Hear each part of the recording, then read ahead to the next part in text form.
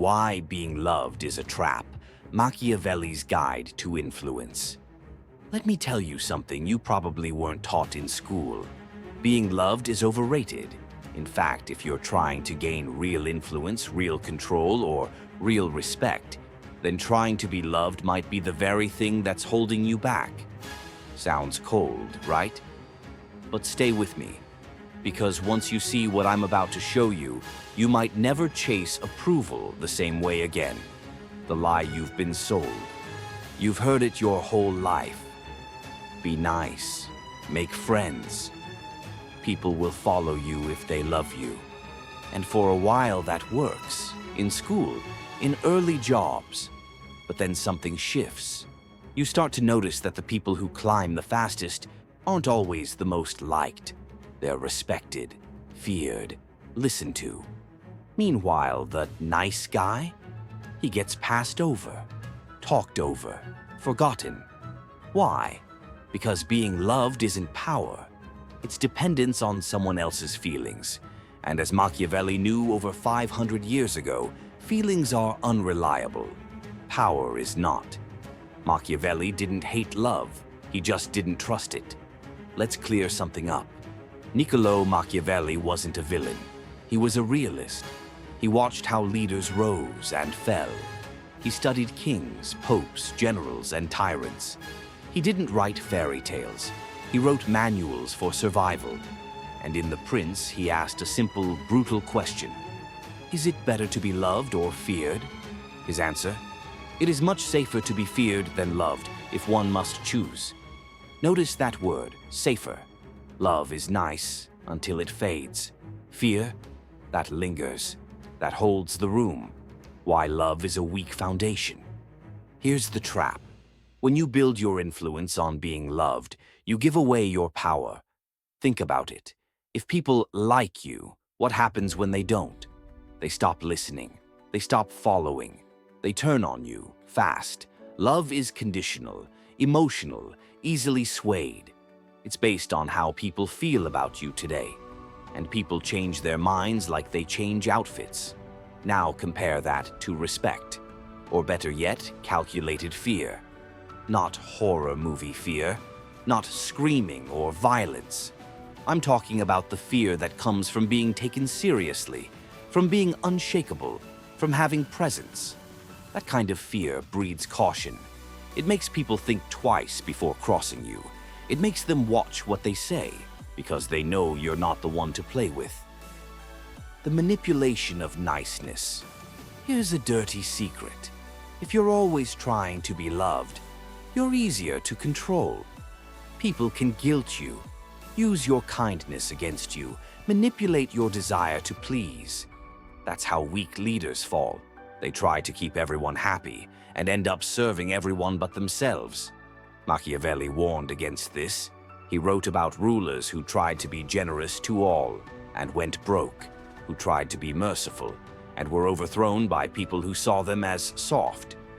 You think being loved keeps you safe? Number, it just paints a bigger target on your back. What fear really means. Let's go deeper. When Machiavelli said feared, he didn't mean hated. He wasn't promoting cruelty for cruelty's sake. He meant, be someone whose boundaries are clear.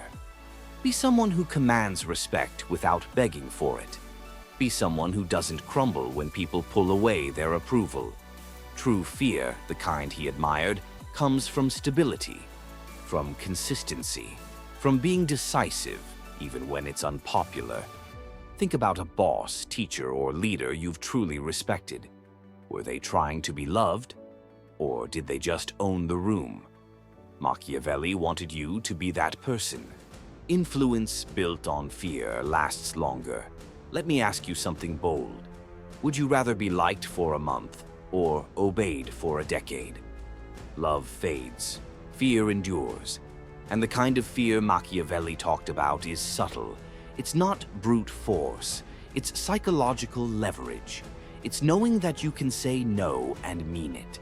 It's knowing people don't second-guess you because they know the cost of disrespect. When you lead like that, your influence doesn't depend on trends.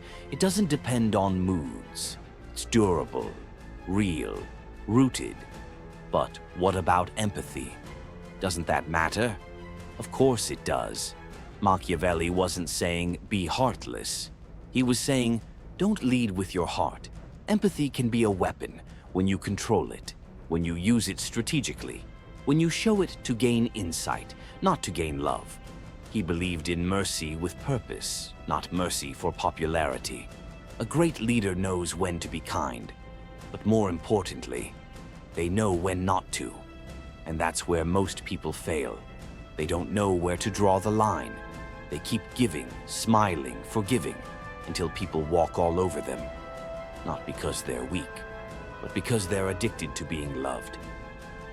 Real power is solitary. Here's a truth that will sting.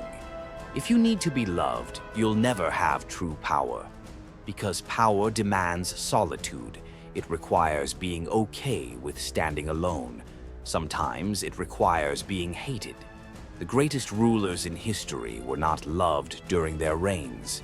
They were criticized, feared, misunderstood, but they moved nations. And long after they were gone, people realized what they'd done. Some were loved after they died, but by then it didn't matter. How to apply this in your life? You don't have to run for office to use this. Let's say you're leading a team, or trying to build a brand, or just trying to make your voice heard. Ask yourself, are you making decisions based on what's right or what people will like? Are you setting boundaries or constantly explaining yourself? Are you respected when you speak or just tolerated because you're nice? You already know the answer. Now imagine what would happen if you stopped chasing approval, if you stopped being afraid to be misunderstood, if you stopped needing to be loved and just focused on being unshakably effective. That's the Machiavellian way. The final trap. Love can't be forced, but fear can. And here's the most ironic part. The more you chase love, the more people withhold it. But the more you own your power, the more they respect you. And often they end up loving you anyway. But by then, it's a side effect, not the goal.